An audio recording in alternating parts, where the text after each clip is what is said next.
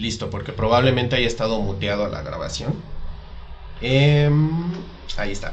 Entonces, el Fanerozoico empieza hacia los 560 millones, bueno, un poquito más adelante a los 560, pero en 560 en adelante tenemos vida compleja, vida macroscópica y los presuntos primeros animales. Les digo, la biota diacárica no podemos asignar a todos al grupo de los animales. Eso ocurre hasta las 9 de la noche con 3 minutos, es decir, tenemos que la mayor parte del día, desde las 5:37 de la mañana, que aparecen los fósiles, al menos con evidencia concreta, hasta las 9 de la noche no hay nada en nuestro planeta. Es vida microscópica, montones de tapetes microbianos, montones de estromatolitos, algún que otro fósil macroscópico por acá, alguna gripania, algunas algas, algunos hongos, pero nada que destaque sino hasta las 9 de la noche. Bueno, estos son los primeros fósiles no químicos, sino biológicos, son de Australia, son físicos, y estos de acá son los primeros fósiles de aquí, de hace 560 millones de años, de México. Este de acá es el pedúnculo de fijación de un organismo tipo Carnia, que son organismos como tipo pétalo, que presuntamente eran suspensívoros, y estos de acá que son bastante interesantes, que son icnofósiles y que presuntamente marcan el final del Ediacarano, con Trepicnum pedum, que es una galería de excavación de gusanos, ¿no? Entonces pasamos desde el Ediacárico y nos damos un brincazo hasta el Cenozoico. El Cenozoico inicia con la extinción de los dinosaurios no avianos hace 66 millones de años y finaliza en un punto muy debatido de la historia. Todavía no tenemos como mucha claridad. Se discute sobre la aplicabilidad del antropoceno, todavía no es algo consensuado. Pero bueno, dentro de tenemos tres grandes periodos que son el paleógeno, el neógeno y el cuaternario. El cuaternario es el que nos interesa para esta charla porque el cuaternario abarca el Holoceno y el Pleistoceno. Aquí abarqué un pedacito, me robé un pedacito del Plioceno y del Mioceno, que son del neógeno, no son del cuaternario, porque abarcan estas cosas de aquí que se llaman NALMAS. Las NALMAS son las siglas de North American Land Mammal Ages, que significan edades de mamíferos terrestres norteamericanos, y es como se divide biocronoestratigráficamente desde el Cretácico, que es que existen las NALMAS, hasta el Holoceno. Entonces estas NALMAS están identificadas por organismos y su primera aparición o alguna característica biogeográfica en particular. Entonces reciben también además el nombre de las localidades tipo desde las cuales se describen originalmente. Así, Rancho Labreano viene de Rancho La Brea, Irvingtoniano viene de un lugar que se llama Irvington, Blancano de Monte Blanco, Enfiliano de Enfil, que de hecho no es Enfil, es Empil, pero bueno, Claredoniano, el Barstoviano y el Minfordiano. Aquí están las temporalidades de cuándo empieza y cuándo termina cada uno. El que nos interesa es el Rancho Labreano, que aunque mucha gente dice que está en el Pleistoceno, en realidad no está en el Pleistoceno, sino que abarca la parte final del Pleistoceno y se roba un pedacito del Holoceno. El Rancho Labreano o estas NALMAS no son exactamente, o sea, no crean que aquí lo dibujé chueco, no están exactamente donde inicia y termina una época, porque las épocas están definidas por otras cosas diferentes. Aquí las NALMAS están definidas por mamíferos y sus apariciones, ¿no? Entonces aquí tenemos que el Rancho Labreano inicia hacia los 160,000 años. 160,000 años, ¿qué? Pues antes del presente, y el presente se toma como el 1 de enero de 1950 y finaliza hacia los 9,500 años antes del presente. El Holoceno tiene su base hacia los 11,700 años antes del presente, por lo cual el Rancho Labreano abarca un pedacito del Holoceno. Y está definido por la presencia del género Bison a partir de los 55 grados de latitud norte para abajo en toda América del Norte continental y hasta Costa Rica, que es hasta donde llegan estas NALMAS. Ahora, aquí la gráfica está un poquito confusa porque el pasado está hacia la derecha y el presente está hacia la izquierda, entonces parecería que lo estamos viendo al revés. Aquí tenemos nosotros la delta de oxígeno isotópico para diferentes conjuntos. Uno es antártico y el otro es ártico, para que vean que hay como coincidencia entre la variación térmica que existió a finales del Pleistoceno. Cada excursión hacia arriba y hacia abajo del oxígeno nos está indicando una subida y una bajada de temperatura. Entonces el Pleistoceno, la era de hielo, no es que fuera una época fría permanentemente, sino que era una época de gran fluctuación climática. Sin embargo, esta fluctuación climática se daba en lapsos que, aunque a nosotros nos parecen muy cortos en esta gráfica, en realidad son varias decenas de miles de años. Y llegamos al punto máximo de la glaciación, que se llama último máximo glaciar, que las siglas aquí están en inglés, y después tenemos la época de gran apogeo de la megafauna. Esa época de gran apogeo finaliza hacia los 11.700 años antes del presente, aquí en América del Norte por lo menos, porque se dan unos eventos que se conocen como el Drías antiguo, el Drías reciente y Drías más reciente, que son 3 microglaciaciones que, si las pusiéramos aquí, pues solamente nos cabrían en una línea de un solo píxel, y esas líneas precisamente marcan el final de la megafauna. Por ahí hay muchas hipótesis de gente que no trabaja con el Pleistoceno, o que trabaja como muy extraño el Pleistoceno, que dice que los humanos fueron los responsables de la extinción de la megafauna. Sin embargo, pues aquí nosotros podemos ver que la variación climática y por lo tanto ecológica fue súbita en cuestión de nada, y que los organismos que llevaban adaptándose durante miles de años, incluso con la presencia de seres humanos, desaparecieron de la nada junto con sus ecosistemas. Así que la hipótesis más coherente con los datos es precisamente la de extinción por variación climática. Y en este último máximo glaciar tenemos, aquí están estos eventos climáticos pequeñitos. En ese último máximo glaciar en México tenemos la representatividad de las especies fósiles como sigue, ¿no? Los roedores, 34.6%, seguidos de los quirópteros y luego de los carnívoros. O sea que los roedores, ratones, ardillas y demás siempre han sido como súper diversos, que casi no se les pela porque no son mediáticos. Luego están los quirópteros, que son otro orden, el segundo orden de mamíferos más abundante, y el registro fósil nos muestra concomitancia con eso, muy diversos, muy abundantes. Luego están los carnívoros, que paradójicamente aquí en el Pleistoceno son extremadamente abundantes, con un 13.6%. Las redes tróficas son más complejas y permiten la interacción y la existencia de más depredadores. Y luego tenemos a los artiodáctilos, que son el grupo de interés, con tan solo 12.5%, que siguen siendo mucho más importantes que otros grupos, al menos en riqueza de especies, como los enartros, lagomorfos, perisodáctilos, insectívoros y demás. Bueno, insectívora refiriéndose desde luego a Eulipotifla, ¿no? Esta es una nomenclatura un poco vieja. Luego tenemos aquí de los artiodáctilos estas familias: la familia Camélide, llamas y camellos; la familia Thallasuide; los pecaríes, no confundir con los jabalíes que son del viejo mundo; familia Suide es otra familia; Antilocápride, que parecen antílopes, no son antílopes, son un grupo especial que evolucionó aquí en América, se llaman berrendos, ese es su nombre común. Luego tenemos los cérvidos y por último los bóvidos.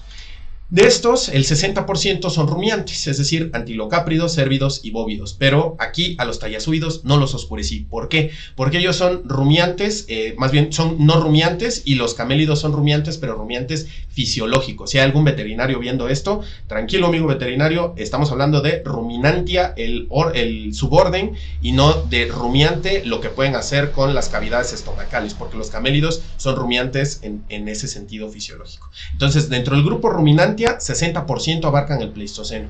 Estos tienen una radiación máxima durante el Mioceno, porque del tránsito del Oligoceno al Mioceno vamos a ver un incremento en la aridez en casi todos los continentes, pero principalmente en los continentes del norte, que son la mayoría de los continentes, y del Ecuador de África hacia arriba, y de Sudamérica, sobre todo la parte de las Pampas.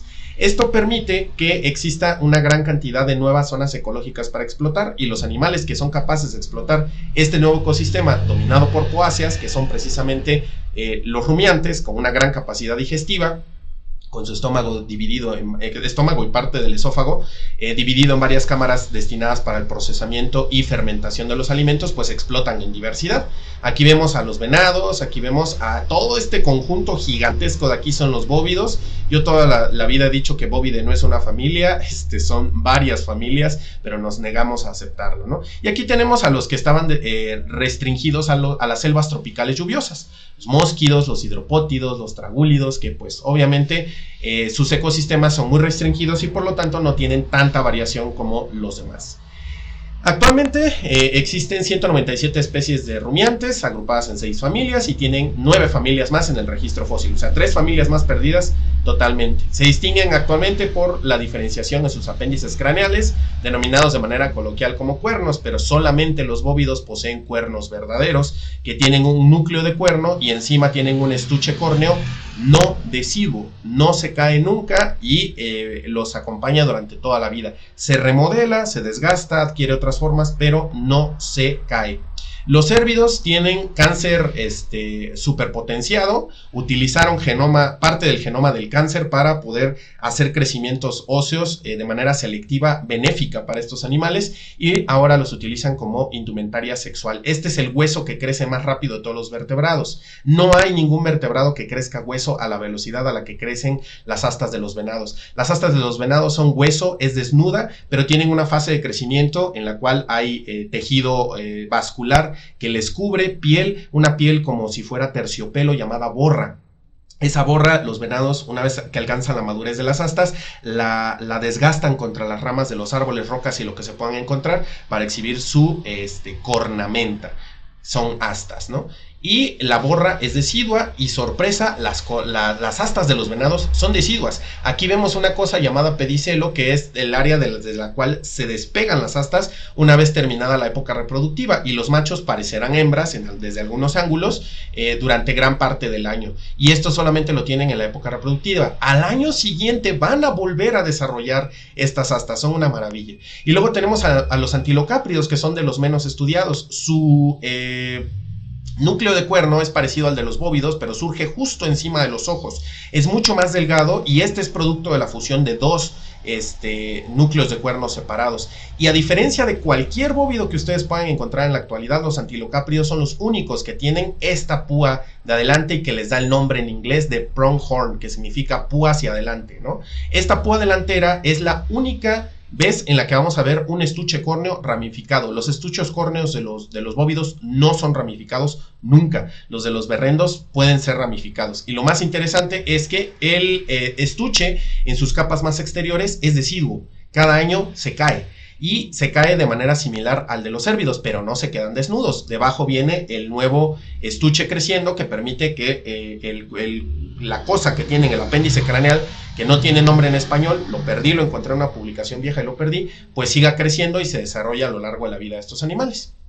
En América del Norte tenemos la primera presencia de todos estos con estos representantes. De los antilocápridos, que son los mejor conocidos porque son de origen americano, está Paracosorix, que surgió hace 18.8 millones de años. Los bóvidos son de origen del Viejo Mundo. Ellos ingresaron aquí vía intercambios bióticos y el más viejito es Neotragocerus, de hace 9 millones de años.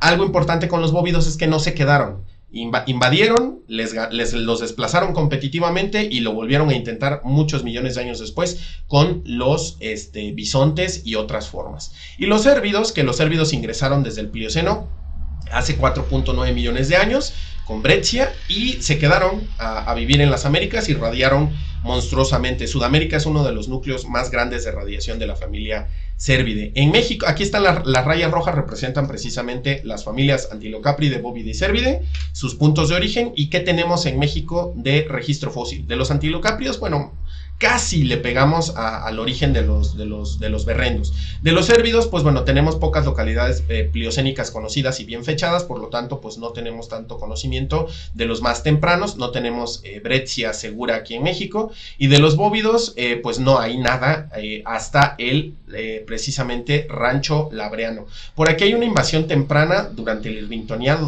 dado por las cabras de montaña. Las cabras de montaña así les valió gorro y entraron antes que los bisontes.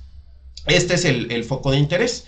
Los bóvidos son estos, Ovis canadensis, que todavía existe, que es el borrego cimarrón, Oreamnos harringtoni, que es pariente de Oreamnos americanos, que es la cabra blanca de montaña de Estados Unidos y Canadá. Euceratherium colinum, que tiene como pariente más cercano a los bueyes almizcleros del norte del Ártico. Y luego tenemos estos tres bisontes bien seguritos. Yo los revisé todos y cada uno aquí en los fósiles de México. Tenemos esta chulada, Bison latifrons, papacito. Luego tenemos a Bison anticus, que se distingue por su gran joroba y una gran amplitud de cuernos cortos y robustos. Y luego Bison alaskensis, que era más o menos una forma longicorne, pero no tan grande como Bison anticus, y sus cuernos estaban ligeramente espiralados. Herencia de su abuelito o papá, el bisonte estepario. El género Bison surge del género Leptobos, hace unos 2.58 millones de años. Por eso yo siempre les digo que es estúpido que los neontólogos sinonimicen bos con bison, porque bos surgió de otro género en África, del género Pelorobis, ¿sí? Pelorobis dio origen a bos, y el género bison viene del género Leptobos en Indochina, y es mucho, pero mucho más antiguo, 2.58 millones de años. Allá la edad que se maneja se llama villafranquiano. Y tenemos las fases de dispersión de los bisontes. Una vez surgidos, ¿no? Tenemos la fase 1 de 3.4 a 2.6 millones de años, y los bisontes que se conocen tienen cuernos bastante sencillos. Son Bison paleosinensis, que está aquí con fotografía, y Bison sivalensis, que está aquí con ilustración. Y después, en la fase 2, estos bisontes, no se sabe específicamente bien cuál o alguna especie sin describir, da origen a Bison georgicus, a veces también llamado Bison cantabilis, que todavía no se tiene seguridad sobre si cantabilis es o no es válido. Algunos autores lo utilizan como que sí y otros que no. Y de estos surge Bison de Giuli. De Giuli es el primer bisonte genuinamente europeo, porque aunque políticamente Turquía la considera en Europa, históricamente es parte de Asia. Entonces, Bison georgicus, que se distribuía en Turquía y Georgia, que de ahí toma el nombre, no era europeo. Bison de Giuli sí era europeo, y da origen al bisonte europeo más extendido y viejo en la fase 2, que es el Bison meneri. Esto ya parece Marvel, ¿no? En las fases. Bueno, pues Bison meneri da origen en la península hispana, o en la península ibérica, a Bison boydgetensis. Bisonte es de cuernos pequeños. Y después, en la fase 3, si se fijan, todavía no salimos del viejo mundo. Esta fase 3 ocurre entre los 800.000 y los 130.000 años antes del presente, y aquí tenemos que en algún lugar de Kazajistán surgió Bison priscus. ¿De quién surgió? Todavía se tienen dudas, pero probablemente de Bison georgicus. La otra hipótesis es que viene directamente de Bison sivalensis, aunque se ve un poquito extraño porque es mucho más viejo. Y el otro, Bison schoetensaki, presuntamente derivaría de Bison meneri. Y si se fijan aquí en la animación, Schoetensaki alcanza a distribuirse junto con Bison priscus. Bison priscus ocuparía los espacios abiertos, y Bison schoetensaki, conocido justamente como el bisonte de los bosques, ocuparía ambientes forestados. Bison schoetensaki era de patas más delgadas, cornamenta más delgada, y priscus generalmente tenía morfologías más gruesas, aunque Bison priscus, de aquí abajo es Bison schoetensaki, y estos dos de aquí arriba son Bison priscus. Y quiero destacar que Bison priscus es una especie monstruosamente variable. Este cráneo de aquí representa al morfo, porque solamente se reconocen como morfotipos, dado los estudios genéticos. El morfo de cuernos grandes. No es un macho, no es una hembra, es el morfo de cuernos grandes. Tanto machos como hembras tienen cuernos grandes. En particular es un macho. Y es otro macho, pero es el morfo de cuernos pequeños. Y estos dos morfos coexistieron en espacio y tiempo, y aún no se entiende si se sobrelapaban o no se sobrelapaban, pero haya sido de cualquier forma, un grupo de Bison priscus se mudó por aquí, dando origen a la fase 4 del BSU, el B de bisonte. Y aquí tenemos esa fase entre los 195.000 y los 130.000 años antes del presente. Aquí tenemos esta área llamada Beringia, y aquí en los Bison priscus, esto es Beringia hace 195.000 años, y si se fijan, no existía el estrecho de Bering, todo era una masa terrestre sólida, y los animales pues podían ir de un lado a otro, y justamente esta región, aislada por un lado por los hielos de Rusia, y por otro lado por estos dos grandes glaciares norteamericanos, mantuvo cierto aislamiento con pocos intercambios hacia las Américas. Esto ocurrió durante una fase glaciar llamada Illinoyano. Después, durante el Sangamoniano, que es considerado como interglaciar, retroceden estas masas de hielo, estos bloques de hielo que ahorita les digo cómo se llaman, el Laurentino y el otro. Y estos de acá, de aquí gigantesco es el Laurentino, y de aquí es el Cordilleriano. Esto de aquí, los bisontes de cuernos grandes se especían aquí en América del Norte y dan origen a una especie totalmente autóctona que no existe fuera de América del Norte, que es Bison latifrons, el bisonte gigante, el bóvido más grande que haya existido, con estimaciones de masa corporal que llegan hasta las 2 toneladas, a veces hasta las 2 toneladas y medio, y con longitud de cuerno a cuerno de hasta 2.4 metros, sin contar los estuches, solamente contando la parte ósea. Y después, durante otra fase glaciar, se vuelve a cerrar los dos bloques de hielo y se cierra el paso, dejando aislado a Bison latifrons durante el Wisconsiniano, que este es parte del inicio del último máximo glaciar. Y después, aquí Bison priscus, o sea, este ya lo tenemos, Bison latifrons. Se da la fase 6 de 50.000 a 9.500 años, que es la parte del Pleistoceno tardío final. Aquí se vuelve a abrir el bloque y Bison priscus vuelve a dar origen a otra especie autóctona de cuernos chicos esta vez y una gran joroba que es Bison anticus, el bisonte antiguo, Bison anticus o Bison anticus, como ustedes gusten pronunciarlo. Y aquí en Beringia produce una forma gigante, la llaman, porque es gigante en relación a los Bison priscus de la zona, pero no es gigante en relación a Bison latifrons, es mucho, pero mucho más pequeño. De yo he sostenido los cráneos y no son grandes, entonces es como si cuando ven ustedes fotos de alguien que se ve imponente y luego lo conocen y mide unos 60, pues hagan de cuenta esos Bison alaskensis. Se vuelve a cerrar, ahora sí estamos en el último máximo glaciar, en su periodo más potente, y aquí tenemos a estos bisontes que llegan a distribuirse hasta Costa Rica, con Bison anticus siendo el que llega hasta Costa Rica. Alaskensis, priscus y latifrons eran los que vivían aquí en este territorio llamado México. Algunos priscus llegaron a vivir aquí en Estados Unidos. Y de Bison priscus aquí en México no hay ningún registro considerado como válido. Todos los Bison priscus supuestamente que había resultaron ser o Bison anticus o un Bison alaskensis, ¿no? Entonces en México tenemos a que es Bison alaskensis, el de cuernos largos pero espiralados, Bison latifrons, que es de cuernos rectos y gigantes, y Bison anticus. Bison priscus es de cuernos espiralados y pequeños y muy parecido a Anticus, por lo cual pues se entiende que los investigadores de antaño pues lo hayan confundido mucho. Antes de que se hiciera notar que las estrías de crecimiento del cuerno en priscus hacen una pequeña espiral y que en Anticus no, pues era muy obvio que por qué se confundieron. Y hay una tercera especie, un metiche, un tal Bison occidentalis. Este Bison occidentalis es de la época de la guerra de los huesos, que también afectó a los mamíferos en cierta parte, y se describían especies a lo loco, con cualquier variación, ¿no? Casi cada estado de Estados Unidos tenía su propio bisonte, era totalmente ridículo. Hubo un trabajo masivo, de Skinner y Kaysen del 47, y después esta chulada de McDonald del 81, que sinonimizó muchísimas especies y solamente nos dejó muy pocas. De ellas, aquí, McDonald en el 81, ¿no?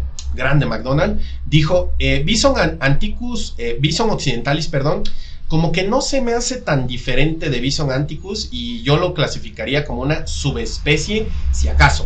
Y entonces lo dejó como subespecie. Eso, años después, se vendría a demostrar con análisis genéticos, lo que dijo McDonald, que sí, Bison occidentalis no existe, porque lo que es simplemente son la transición de Bison anticus, que está aquí en rojo, o de Bison anticus en rojo, y de Bison occidentalis en azul, que van a dar origen poco a poco, y aquí casi no se ve, pero en negro, salen los Bison, o sea, que la especie Bison occidentalis nunca existió, es la morfología transicional de Bison anticus hacia Bison, el bisonte moderno. O sea, del jorobado pasamos a el moderno con esta fase intermedia llamada occidentalis, el bisonte occidental. Y esto está súper demostrado. Estos son cladogramas hechos con ADN por Beth Shapiro en el 2004, Wilson en el 2008 y Sver en 2021. Todos coinciden en lo mismo. Entonces le dieron la razón a McDonald en el 81. No existe Bison occidentalis. La otra cosa es que estos estudios demostraron que Bison, el bisonte moderno, el que hemos visto de toda la vida, el de la salsa búfalo, no me patrocina, que no es un búfalo, es un bisonte, pero eso es otra historia. Este bisonte lo retratan muy seguido en el paleoarte. Por ejemplo, aquí vemos una obra de Beth Saiken donde vemos a Bison, ¿no? Pero es como si viéramos un mamut ordenando un café en un Starbucks, ¿no? No tiene ningún sentido, son anacrónicos. Bison no coexistió con la megafauna porque Bison surgió hasta los 4.500 años antes del presente en lo que es más o menos la zona de contacto de frontera entre Estados Unidos y Canadá, pegándole a la Columbia Británica, más o menos por Alberta. Ese es el área de origen y el tiempo de origen de Bison a partir de Bison anticus vía Bison, entre comillas, occidentalis. Entonces, este bisonte, pues nunca existió, jamás existió con esta megafauna, ¿no? Entonces es totalmente anacrónico ponerlo ahí. Ahora, perdón, la zona de estudio está situada del trabajo del bisonte más reciente de México, está situada en esta región de aquí, mexicana, llamada Cinturón Transvolcánico Mexicano, que aquí están las siglas en inglés, Transvolcanic Belt, Mexican Belt. Esa zona está caracterizada por un montón de volcanes, la mayoría son monogenéticos, o sea, cada uno tiene su propia caldera, una locura total, y genera un relieve bastante heterogéneo que permitió la coexistencia de un montón de ecosistemas y, más importante, la retención de un montón de vasos de agua. Entre ellos tenemos que es, ahorita se llama Presa Manuel Ávila Camacho, ¿no? Pero es también conocida como la Presa Valsequillo, que está ubicada en el estado de Puebla. Aquí está el estado de Puebla, es de acá, y está ubicada más o menos en medio al oeste, ¿no? Y está aquí, está la ciudad de Puebla, delimitada en una parte, la parte suroeste, perdón, por la ciudad, y aquí está la presa Manuel Ávila Camacho. Esto era un vaso lacustre 100% natural durante el Pleistoceno, y tiene un montón de depósitos pleistocénicos, y así se ve más o menos Valsequillo, ¿no? Todavía está la presa, y estos sedimentos, que aunque ustedes dicen, bueno, pues ¿eso qué, no? Pues es tierra. No, estos sedimentos blanquecinos son depósitos de antiguos lagos y antiguos ríos. Entonces aquí afloran fósiles súper seguido, y así como el señor va bien tranquilo con su bicicleta, si pone atención en el suelo podrá ver algunos fósiles tirados ahí, afloran a ras de piso. Por lo tanto, Valsequillo ha sido estudiadísimo durante mucho tiempo por un montón de grupos de investigadores. Uno de esos lugares es Barranca Caulapan, de la cual procede la mayoría de estos cráneos, que estos cráneos de aquí al principio no sabían qué eran exactamente, y entonces me invitaron a mí a que yo los identificara, porque pues yo soy el experto en bisontes, según cuentan las leyendas, y entonces pues yo fui en persona y revisé a estos ejemplares, y ya después por la pandemia y bla bla bla, todo fue vía fotográfica, pero todos estos yo los revisé in vivo, menos a sí, este es el del poliuretano. ¿Cuál fue el que no vi en vivo? Porque no pude brincarme la barda. De hecho, el tío Joaco puso ahí una foto de dónde está exhibido el ejemplar actualmente, y no me pude brincar la barda para manosearlo. Entonces yo no tuve el privilegio de manosearlo, y digo privilegio porque resulta que este es el de más interés en todo esto. Toda esta muestra representa a Bison anticus. No hay Bison latifrons, no hay Bison alaskensis priscus, ni hablar. Todos son anticus, pero tienen morfologías muy variadas. Esta, por ejemplo, de cuernos súper recurvados, y esta de cuernos muy laxos. ¿Qué es eso? Pues bueno, es variación. Y aquí están los ejemplares que están marcados en rojo. Son estos justos que estamos viendo por acá, donde se toman dos dimensiones cornuales, que yo estuve experimentando y super experimentando y recontra experimentando con estadística univariada, bivariada y multivariada en la maestría, para poder ver qué variables eran las más que nos separaban más y mejor a los grupos, y resulta que son estas dos, y afortunadamente se pueden tomar en cuernos tan fragmentarios como estos, donde solo se conserva la base. Es la circunferencia a la base por la longitud en la curva superior del cuerno, es decir, tienes que acostar la cinta métrica, la misma cinta métrica que utilizamos para medirnos la panza, esa misma se utiliza aquí, ¿no? Y en esta de aquí igual, se utiliza cinta métrica, pero en milímetros, ¿no? Y luego eso lo ponemos aquí. Yo ya tengo una base de datos monumental de bisontes de todas las especies americanas, de otros lados no tengo. Y pues porque para qué querría yo de Europa, ¿no? Y pues nos caen dentro de la elipse del 95% de densidad de Bison anticus. Entonces son Bison anticus todos. La morfología también checa, que es lo más importante. Primero es la morfología, después es la morfometría. Biometría no existe, eso es una babosada. Y luego, ya identificados a nivel de especie, pues bueno, lo que tocaba ahora es identificarles el sexo.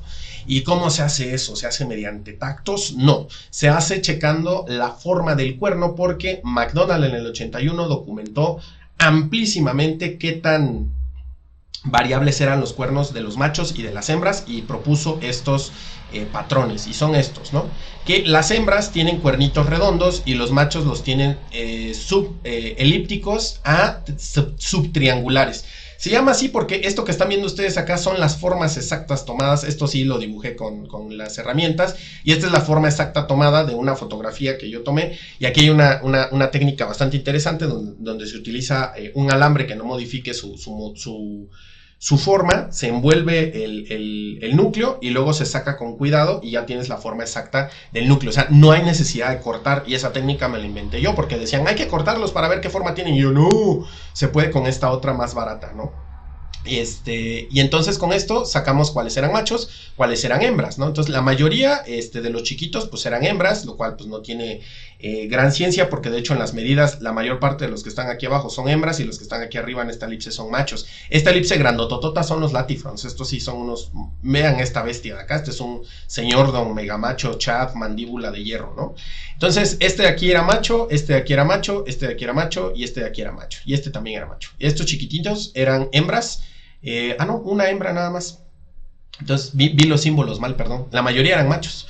Y este de aquí era radioactivo. Bueno, la mayoría son radioactivos, pero tranquilos, es radioactividad inocua, producto del decaimiento natural del carbono 14 a nitrógeno 14. En la atmósfera alta, el nitrógeno 14 es impactado por rayos cósmicos y entonces ese nitrógeno se convierte en un carbono 14, pero ese carbono 14 no es estable y se comienza a descomponer y regresa a su forma humilde a la cual pertenece, que es el nitrógeno 14. Esto ocurre a una tasa constante y esto nos permite a nosotros poder saber la edad de los elementos que tienen carbono. ¿Y qué tiene carbono en un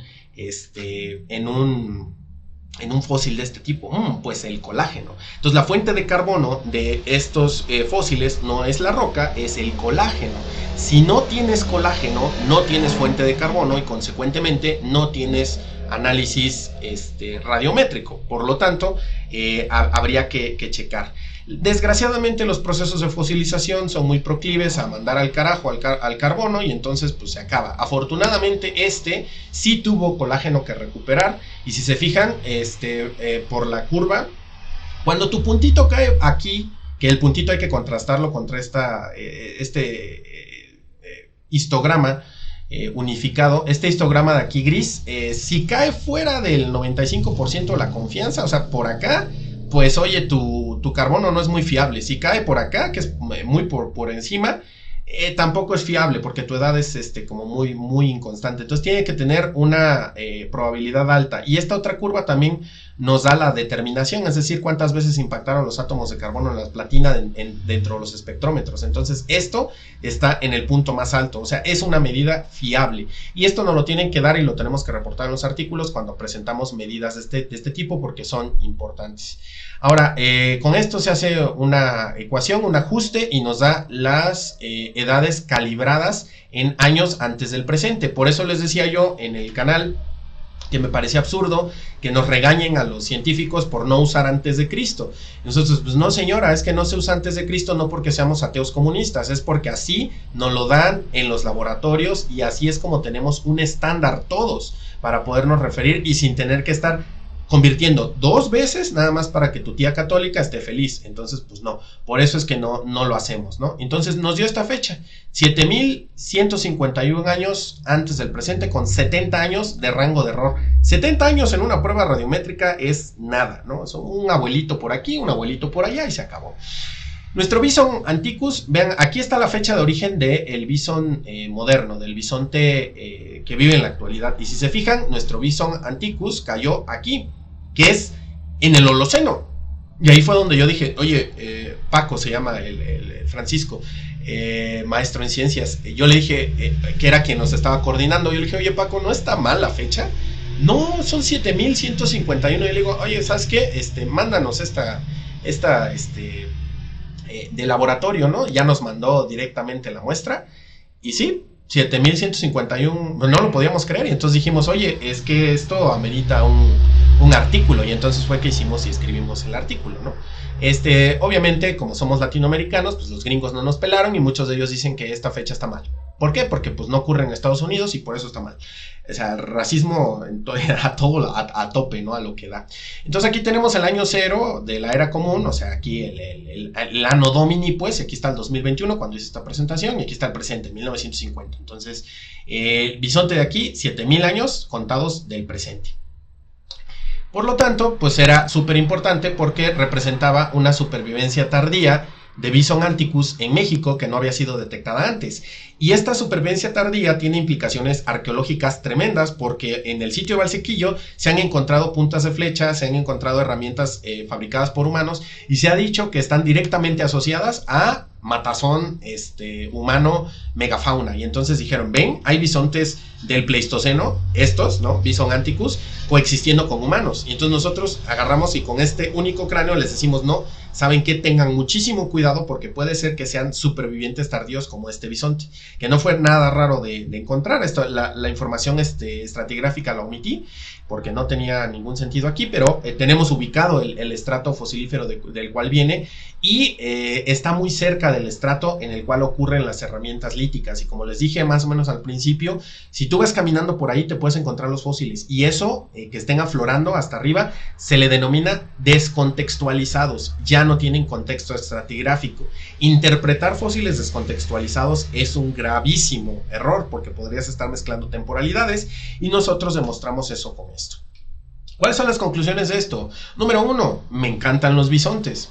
Número 2, los bisontes de Valsequillo son de una única especie, porque muchos autores los habían referido a una u otra o 3 hasta 4 especies. No, todos son de una sola especie y esa es Bison anticus.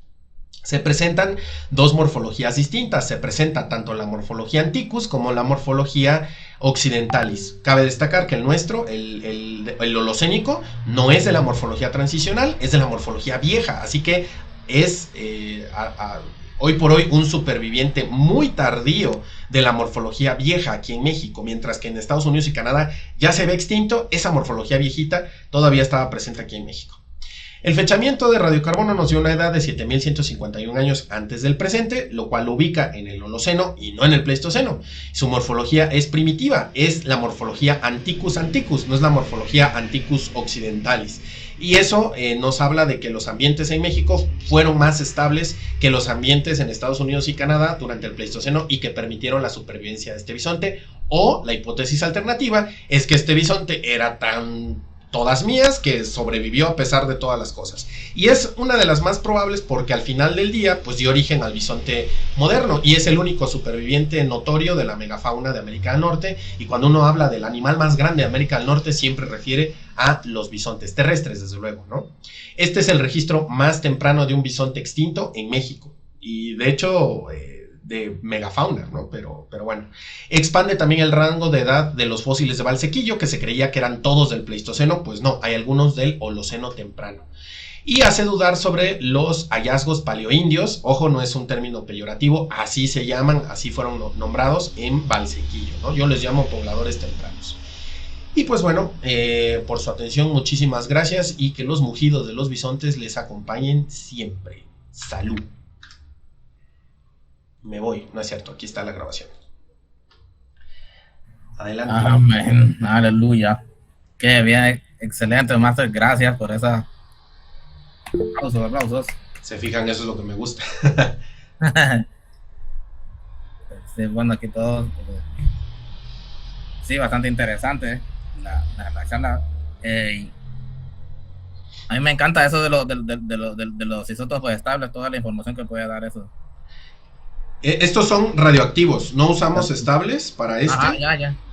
Sí, los estables son para la cuestión de, ¿verdad? De dieta, temperatura, procedencia geográfica, nivel trófico, todo eso.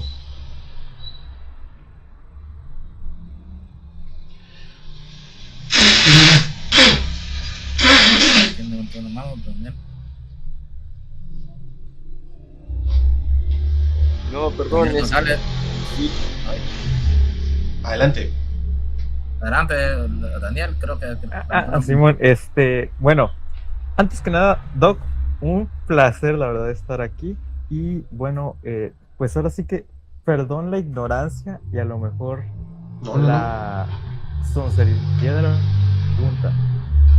Entonces, en esos periodos extremos glaciares, literalmente es como en la película de la Edad de Hielo, que literalmente es los dos bloques de hielo, los glaciares gigantes que estaban ahí mismo en el terreno, por así decirlo.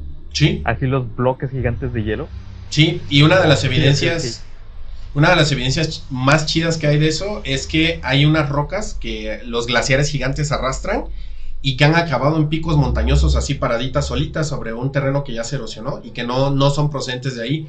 O las rocas gigantes que hay en el Central Park en Nueva York, son unos pedronones y la gente va y se toma fotos en ellas. Y muchos no saben que esas rocas no son originarias de ahí, son de Canadá, las trajeron los glaciares. Cuando crecen los glaciares las levantan y las comienzan a arrastrar. Todo lo que van dejando tras de sí se llaman morrenas. Esos son los ejemplos más extremos, pero gracias a las morrenas sabremos que sí, exactamente, los glaciares habrían cubierto prácticamente todo. Se habla de rutas abiertas, por ejemplo, cercanas a la costa, donde tú podías ver el bloque glaciar gigante hasta donde la vista alcanzara, pero la playa más o menos descubierta, porque pues hay paso de seres humanos hacia América continental durante el tiempo en el que se supone que los bloques laurentino y cordilleriano estaban cerrando el paso. Entonces, probablemente ese tránsito costero lo utilizaron los humanos y algún que otro animal.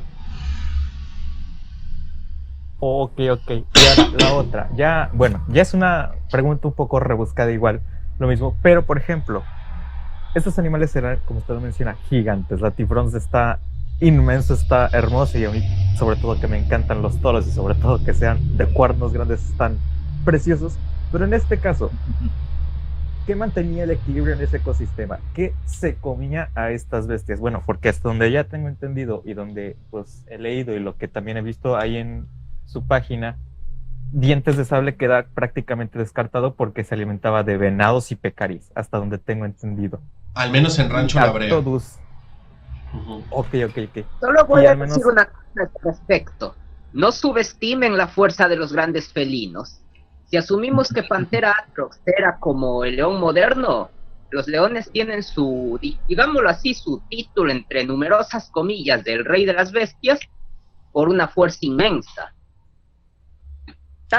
Justo para allá va la respuesta.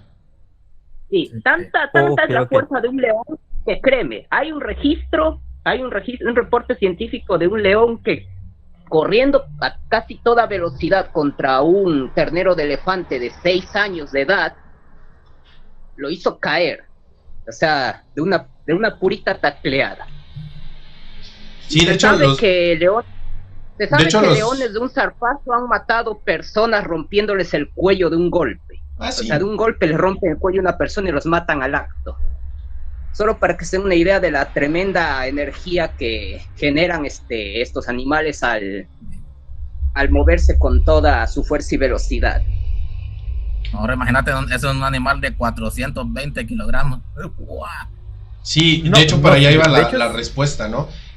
Por ejemplo, de qué depredaba entonces a Bison latifrons. Probablemente a los adultos machos grandes, nadie. Y a los demás, seguramente Pantera atrox, que es el único depredador grande que tenemos aquí. El otro, pues los datos isotópicos pues, nos dicen que no comía eso, que es Smilodon fatalis, y tenemos restos aquí, de hecho aquí en la zona donde yo trabajé la maestría y el doctorado, encontramos de oso de cara corta, pero los datos isotópicos muestran que los osos de cara corta se hacen más, son omnívoros, eso ya se sabe, son omnívoros, pero se hacen más carnívoros entre más al norte, o sea, los más carnívoros vendrían a ser los de Canadá y Estados Unidos, y más para acá, para el sur, se iban haciendo cada vez más vegetarianos, o sea, era un gradiente de distribución alimenticia. Y de ahí en fuera, pues nos queda, por ejemplo, Enociondirus, pero tenemos mucha evidencia que sugiere que Enociondirus no era gregario, entonces pues está difícil que un solo Enociondirus matara a un Bison latifrons en su estado de salud normal, ¿no? Solo pues, Pantera atrox. Ok. Bueno, a lo mejor igual lo que tiene, bueno, como lo menciona Leo, a lo mejor hablamos de un Dientes de Sable tipo Scarface, que era, como usted dice, todas mías, y que a lo mejor ya sería el único que se aventaba la titánica tarea de farse el tiro contra un Bison latifrons. Pero entonces, igual como usted menciona, yo creo que fue lo mismo de que dientes más adaptables, o bueno, más estables aquí en México, le permitían a Arctodus una dieta más vegetariana, y arriba pues estaba más fuerte el asunto, o sea, a fuerza, más carne, sí. Ok, esa era mi duda, Granuel. Muchas gracias. No hay de qué. ¿Alguien más tenía la manita? Creo que, bueno, aquí hay una pregunta en el chat de Luis Fernando Arriagas. Sí, se han continuado encontrando restos de Anticus del Holoceno. Si no, ¿cuáles podrían ser las causas? Sí hay, pero en Canadá. En Canadá porque tuvieron supervivencia tardía. ¿Cuáles son las causas? Otro estudio que hizo tu servidor.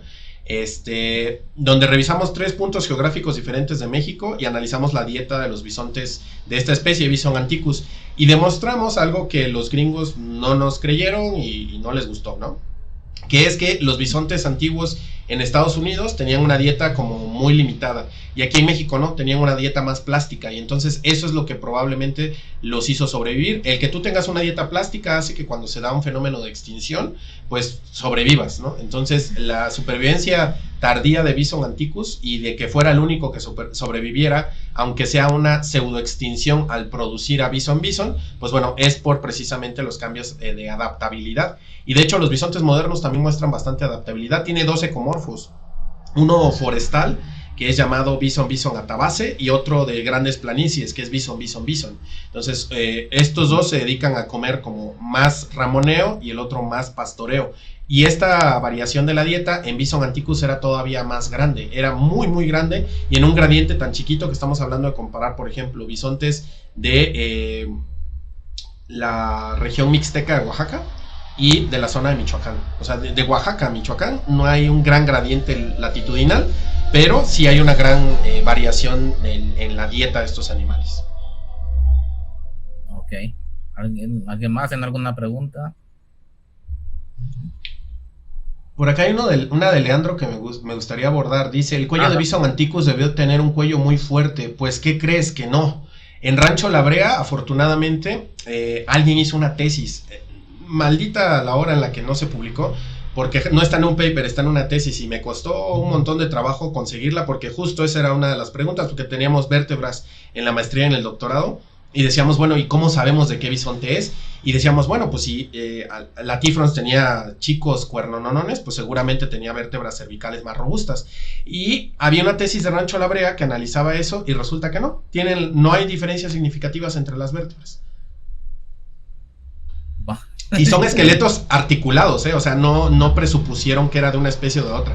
Estaba el bicho ahí completo y de ellos sacaron los pescuezos y los midieron, las vértebras en varias variables. Sí, Bison latifrons tiende a ser más grande, más grueso, pero no hay variación estadísticamente significativa. O sea que si te encuentras algo postcraneal, es muy complicado, vertebral al menos, asignarlo a una especie o a la otra. ¿Podría decirse entonces que relativamente en relación al tamaño no hay diferencia de alguna entonces en la robustez de los bisontes que hay en América, las especies que hubo en América? Del cuello, porque del lomo, Bison anticus se lleva el premio al lomo más carnoso de todos. Latifrons no tiene los ligamentos nucales tan gruesos, ni los músculos, por ejemplo, el deltoides, que es uno que se usa mucho en cortes de carne, que llega hasta la parte alta del lomo. Entonces, en Latifrons era corto, pero en Anticus era un señor don musculón. Y de hecho, los paleoindios, ¿no?, los primeros pobladores, cazaban Anticus de vez en cuando, pero lo lograban cazar, y no hay ningún reporte de que hayan cazado Latifrons. Y algo me dice que es o por el tamaño o porque no daba suficiente carne de esa región, o las dos cosas combinadas.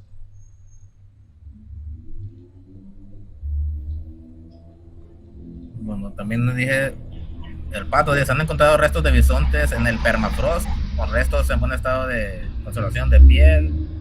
Sí, pero de Priscus, nada más. No hay de estos que les acabo de platicar, no hay. Solo de Priscus, del estepario.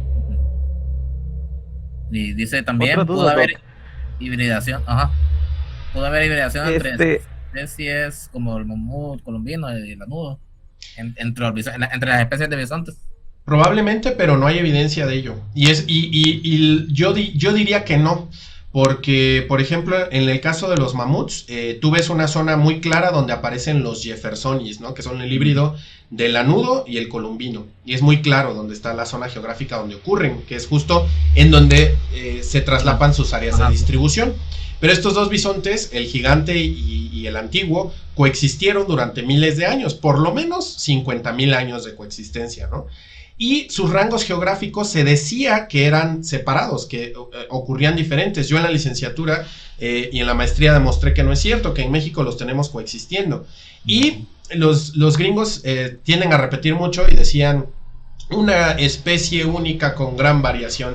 No, porque si fueran una sola especie, hubieran diluido sus variaciones morfológicas con el tiempo, y no vemos eso. O sea, no hay ninguna dilución, lo cual sugiere que en ningún momento de su historia tuvieron hibridaciones significativas. De que pudieron haber ocurrido, pero que haya sido un mecanismo de dilución, por ejemplo, que se haya absorbido al Latifrons, es muy poco probable porque su morfología craneal no varía. Y McDonald en el 81 propone que esto es precisamente por los cuernos, porque son sus distintivos sociosexuales más importantes. Mientras que para los bisontes de cuernos cortos es importante, como yo, estar barbones, ¿no? Barbones y con copetito. O sea, yo emulo aquí un bisonte, bisontiforme. Para los bóvidos de cuernos grandes, lo importante es el pelo del tope de la cabeza y el tamaño de los cuernos. Dejan de tener vello facial, tienen cara como de vaca, o sea, una cara como más lisita, ¿no? Entonces, la hipótesis de reconstrucción de bison latifrons es con cara de cuprey, de vaca moderna, y no cara de bisonte con su característica vello facial, porque ese vello facial es suplementario a la falta de cuernos, o sea, literalmente porque los tienen chiquitos. Okay. Creo que Daniel, no sé si quería preguntar algo. Ah, sí, una pregunta, Doc. Del bisonte, del que literalmente los paleontólogos que descubrieron se hicieron un caldito, un estofado, ¿era alaskensis? No, era un Priscus. Oh, ok. Blue Babe, era un bison Priscus. Dice Luis Dávalos en los comentarios, y en el caso de los bisontes latifrons de Oaxaca, ¿qué tipo de dieta habrían tenido? Pues malas noticias, lo que encontré fue un radio. Triste, muy triste, no encontré restos dentales. Si hubiera encontrado restos dentales, genial, porque de ahí sí puedes saber la dieta, su temperatura ambiental, puedes saber hasta de dónde venían, si es que migraban y esas cosas, ¿no? Pero desgraciadamente no tuvimos eso, solo tuvimos un radio colosal, tan grande que llegué a pensar en un momento de la vida que esa cosa era un mastodonte. Yo dije, esta cosa es monstruosa, ¿no? Un radiesototote que de veras lo comparabas con otros y dices, no, nada que ver. Y cuando fui a Oaxaca a hacer estancia en la costa, el doctor Eduardo Jiménez Hidalgo me saca un radio de un bison anticus macho de la Mixteca oaxaqueña y me dice, mira, y lo veo y es una madrecita así chiquitita, yo así de, no, nada que ver. Y ya le enseñé las fotos al doc y le dije, es que esta cosa está masiva, ¿no? Entonces ya lo describimos y pues acabó siendo un latifrons. El radio es el hueso interno del brazo, la ulna es el externo. Entonces, radio interno, ulna externo. Dice Pato, en época reproductiva chocaban sus cráneos, sí, los bisontes, como los bisontes actuales, dice los bisontes latifrons. Es lo que comentaba de McDonald, y ahora ampliando un poquito más a esto, a comportamiento reproductivo, la hipótesis también sugiere que precisamente los cuernos grandes habrían evolucionado en favor de evitar confrontamientos físicos, es decir, que estos animales eran show, ruido, patadas, enseñar los cuernos, moverlos de un lado a otro, mostrarles a las hembras que eran los de los cuernos más grandes. Los bison están hipercargados de testosterona y se ponen súper agresivos en la época reproductiva. De hecho, no sé si han visto videos de turistas lelos que se acercan a ellos y los empujan, ¿no? Esos están tranquilos. Cuando están en época reproductiva se ponen bien feroces. Y ellos, como tienen cuernos cortos, el domo craneal lo tienen ligeramente más levantado, pero no se nota mucho cuando está fosilizado. Entonces ellos sí chocan cabezas. Los latifrons probablemente no chocaran cabezas, y si lo hacían, tal vez nada más se empujaban con los cuernos y se medio hacían show, ¿no? Sí, solo se empujarían ahí levemente, no es que chocarían a impactarlo. Ajá, no, nada más así como entrelazados y empujarse a ver quién es más fuerte. Ajá. Sí, igual que los toros de Lidia, ¿no? porque lo mismo, son cuernos grandes que por lo regular pues tienen punta considerable, entonces pues eso termina normalmente con una cornada en uno u otro, entonces sí. Una demostración más visual, ¿no? Doctor, una pregunta. Cerca de donde yo vivo, pues ya tiene tiempo, es como un año, alguien subió una foto de que encontró el domo craneal y los cuernos de un bison anticus. Bueno, yo determino que era anticus, pero ya nunca obtuve más información, que ni siquiera me respondió los mensajes ni nada. Al parecer es una barranca que sí tiene tendencias igual que Valsequillo de tener fósiles. Desafortunadamente, pues México mágico, que por lo regular el Instituto de Arqueología no responde a las llamadas. En caso de encontrar un fósil así o similar, ¿qué es lo que uno puede hacer? Pues ahora sí, en caso de que no le respondan a uno, para poder extraerlo o para poder salvaguardarlo, porque por lo regular allá pues ven algo bonito y para lo venden, casa, ¿no? Entonces, sí, de hecho estaba en Marketplace. Sí, no me extraña. Es horrible, ¿no? Pero sí existe. Bueno, primero lo ideal es dar aviso a Lina. Ahora, ¿por qué Lina nunca atiende? Porque no tiene paleontólogos. O sea, Lina está en una insuficiencia presupuestal horrorosa, en la que se les dijo, órale güeyes, ustedes van a ser los que se encarguen de la historia, de la antropología y de la paleo de una vez de todo México, ahí está. Y tú te imaginarías que el presupuesto es grandote, ¿no? Para contratar historiadores, arqueólogos y paleontólogos. Pues resulta que no. Resulta que el INAH ni siquiera recibe presupuesto propio. Se lo asignan a través de la Secretaría de Educación Pública. Entonces imagínate, la SEP se gasta en todo menos en el INAH. Se les dan una miseria. Y año con año van recorte. Entonces por eso el INAH no atiende. No es que sean malvados, demonios, huevones, parásitos, como mucha gente piensa. La mayor parte del tiempo no tienen personal, ni espacio, ni nada, ¿no? Entonces, ¿cuál es el paso siguiente? Bueno, las universidades estatales. En las universidades estatales, por lo general, en casi cada estado de la República, hay un instituto, departamento, laboratorio o facultad de biología. Y en casi cada uno de ellos hay paleontólogos, casi, ¿no? Entonces, pues sería con ellos. Y si no son ellos, pues bueno, los del estado vecino. Y entonces ya se pueden coordinar, ¿no? Lo ideal es no moverlo, dejarlo donde está, y si tú ves que ya se va a caer, pues bueno, lo puedes mover y demás, pero lo súper importante es no perder el estrato donde se encontró, porque un fósil sin contexto estratigráfico acaba aquí, acaba en una repisa, donde ya no tiene gran valor paleontológico. Y entonces, en un país como México, donde estamos apenas empezando, no tenemos tan manejado esto como T-Rex y Smilodon y Dimetrodon y cuanta cosa, es muy importante dejarlo. Puedes marcar con una varilla algo y clavarlo en el sedimento para que cuando por fin puedan ir al sitio, o les interese ir al sitio, pues puedan recabar esa información estratigráfica. Ahora, ¿por qué se sugiere no sacar? Porque una vez que los fósiles salen del estrato, que no es suelo, salen del estrato, comienza su deterioro, pero así, y no lo ves en las primeras horas, los primeros días, a lo mejor en los primeros meses. Incluso llegó a pasar que yo, trabajando como curador, había fósiles que los veíamos enteritos, muy bonitos y todo, cuando recién empecé, y los guardábamos en gavetas, con algodón para evitar la humedad y no sé qué, y cuando los volvíamos a abrir, estaban empezando a deteriorarse. Entonces ya tomamos la resolución de empezar a darles tratamiento químico. Entonces, lo ideal, por eso se recomienda que se queden pues enterrados, ¿no? Y de ser posible, volverlos a enterrar. Sé que suena loco e ilógico, pero así fue como lo hicieron, por ejemplo, con Tlatolophus. El pato, ¿no? Que es el que lo descubrió con su hermano, descubrieron las vértebras y entonces dijeron, no las vamos a poder sacar ahorita, y las volvieron a enterrar. Así, tal cual, pum, les echaron tierra, pero pusieron marcas en el lugar como para saber cuándo regresar. Entonces ya cuando tuvieron gente que pudiera ir y demás, pues ya ahora sí, toca excavarlo. Entonces se recomienda no empezar una excavación, porque muchas veces tú tienes una puntita y escarbas y hay más, y hay más, y hay más, y hay más, y no tiene final, ¿no?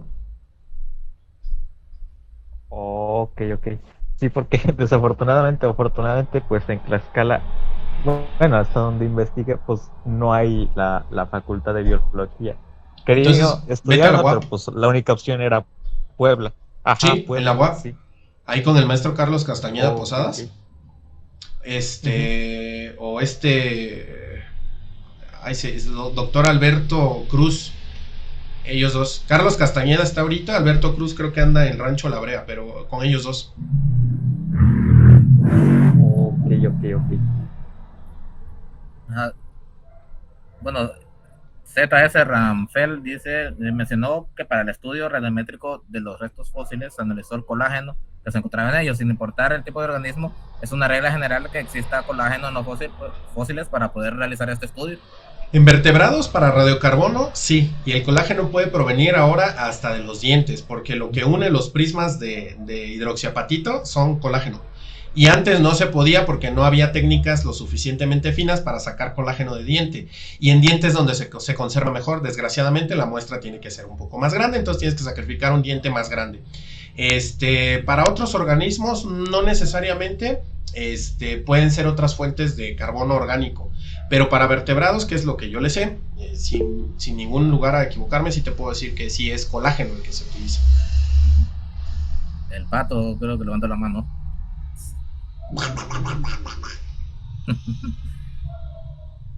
Adelante. Adelante. ¿O quieres que lea el chat? Bueno, buenas noches, Ya. doctor. Bueno, es que mi duda, es que la puse, es que creo que tengo entendido que hay una forma de obtener fósiles de manera legal, ¿no? Entonces Sí. mi pregunta es que los descubren y lo ponen a la venta, ¿por qué lo consideran? ¿Qué criterios toman en cuenta para decir esto va para la venta y no es algo que debemos preservar para el patrimonio? Esa pregunta está grande, pero vamos a empezar por lo primero. En México existe una ley que se llama Ley Federal de Monumentos, Zonas Arqueológicas, Históricas y no sé qué. Son un nombrezote, pero así le pones Ley Federal de Monumentos y ya te sale.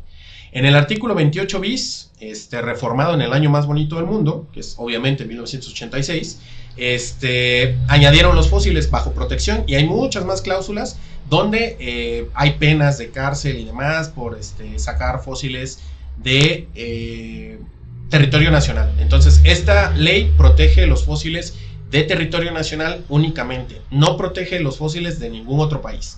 Entonces, estrictamente hablando, en México puedes vender fósiles de cualquier lugar del mundo, menos de México. Eso por primera vez. Ahora, México es firmante de un tratado de la UNESCO de 1970, donde se compromete a no traficar bienes patrimoniales de otros países. Esto se hizo con el fin de que pues, las piezas mexicanas no acabaran en subastas en Francia y así, y que se pudiera reclamar, y que así también los otros países pudieran reclamar este tipo de mercado ilegal. De tal forma que es un acuerdo de caballeros, porque pues es un tratado de la UNESCO. No sé si sepan, pero esos tratados no tienen ninguna validez legal. Entonces, es de cuates, ¿no? Entonces, de compas, pues nosotros decimos no al tráfico de lugares donde los fósiles están prohibidos. Entonces, por ejemplo, el 99.9% de América Latina tienen leyes que legislan fósiles y los ponen bajo su protección patrimonial. Por lo tanto, en México es legal vender un fósil, por ejemplo, de megalodón de Chile, un megalodón chileno. Me los han ofrecido muchas veces y les digo que no, porque aunque no es ilegal en el sentido estricto de la palabra, pues estaría violando el tratado de 1970 de la UNESCO. Y muy bonito, no me voy a ver haciendo eso, ¿verdad?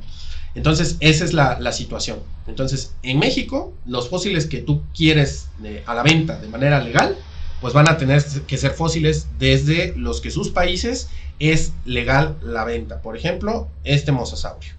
Ahora, la pregunta interesante que haces, ¿cuál es el criterio? ¿Por qué mosasaurio no vale, pero una puntita igual de Smilodon en Puebla o en Oaxaca debe protegerse con la sangre y la vida? Bueno, la diferencia es, el Smilodon es extremadamente raro y no hay reportes y nos va a aportar información científica.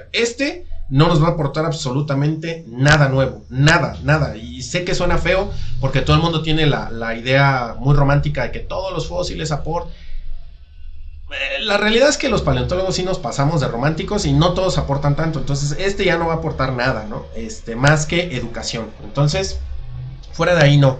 La otra cuestión es que estos fósiles provienen de minas fosfáticas de una región que se llama Kubriga, que está en Marruecos, donde no solo no es ilegal su extracción, sino que además estos dientes son removidos totalmente de su estrato original, es decir, están descontextualizados. ¿Qué quiere decir eso? Que para los paleontólogos no tienen prácticamente ningún valor. Ahora hay gente que dice, no, pues es que he visto hasta fósiles de dientes de espinosaurio. Sí, porque están descontextualizados, no tienen valor científico, porque son dientes mudados y son extremadamente abundantes. Fíjense en los dientes que están a la venta de Spinosaurus. Ninguno, casi ninguno tiene la punta enterita, todos están magullados de la punta.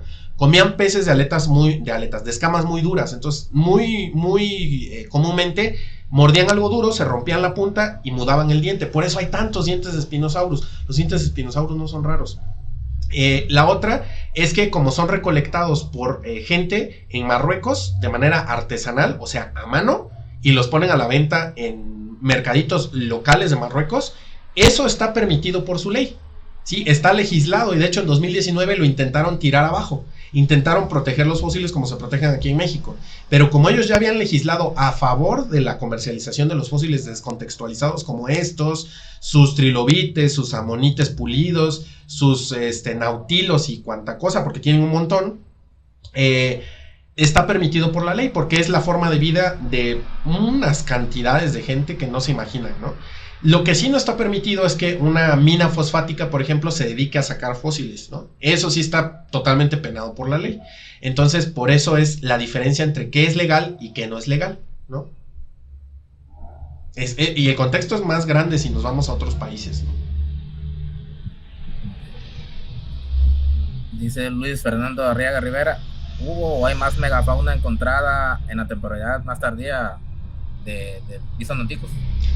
No, desgraciadamente la barranca donde se excavó, perdón por el ruido, hijo de su madre, la barranca donde se excavó, fue un rescate. Entonces un rescate es cuando precisamente lo que comentábamos ahorita se da aviso al INAH, y el INAH sí puede ir. Entonces el Instituto Nacional de Antropología e Historia te manda gente especializada en rescate. Ellos lo que hacen es embalsamar al muerto básicamente y se lo llevan. Recolectan 2-3 datitos de localidad y demás, pero no van a recoger nada más, no van a excavar, no van a hacer nada. No viene pues de una localidad estudiada por científicos en un proyecto científico. Y ahora, ¿por qué no se hace? Otra vez, volvemos a lo mismo, dineros, es muy caro. Y ahora es más difícil porque tienes que meter un proyecto y tienes que tener un titular de proyecto que tenga un proyecto precisamente. O sea, tienes que tener a un sí o sí profesor investigador metido en el proyecto. Y las plazas en México están tan desgraciadamente ausentes y faltan que, por ejemplo, yo no soy profesor investigador, entonces yo no podría meter un proyecto si yo quisiera. Soy doctor, soy profesor, pero no tengo ese título, profesor investigador.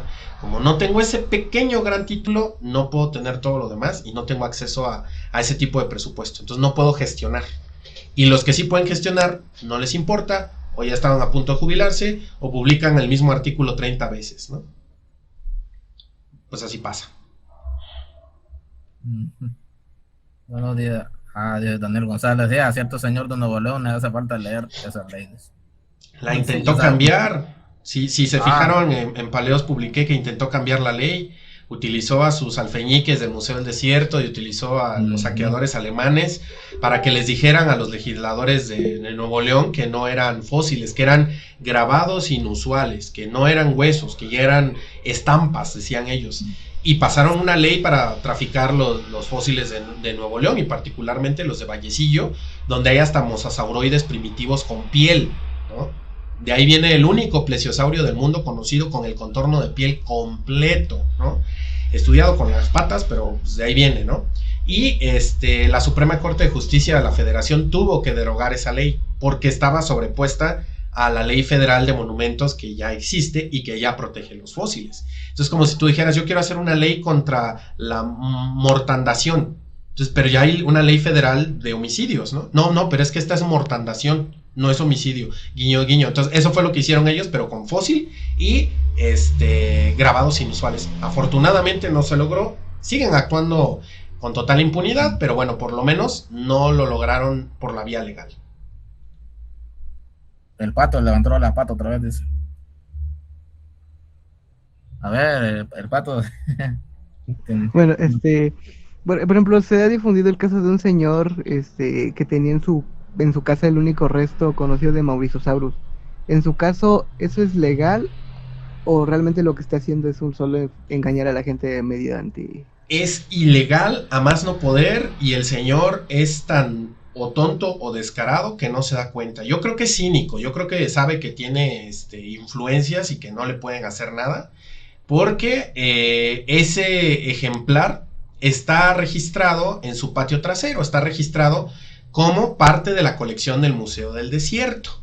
Y en un TikTok hace poquito salió con una niña echándole agua, o sea, la niña no tiene la culpa, obviamente, ¿no? Echándole agua al plesiosaurio, o sea, esa no es forma de tratar un holotipo en ningún lugar del mundo.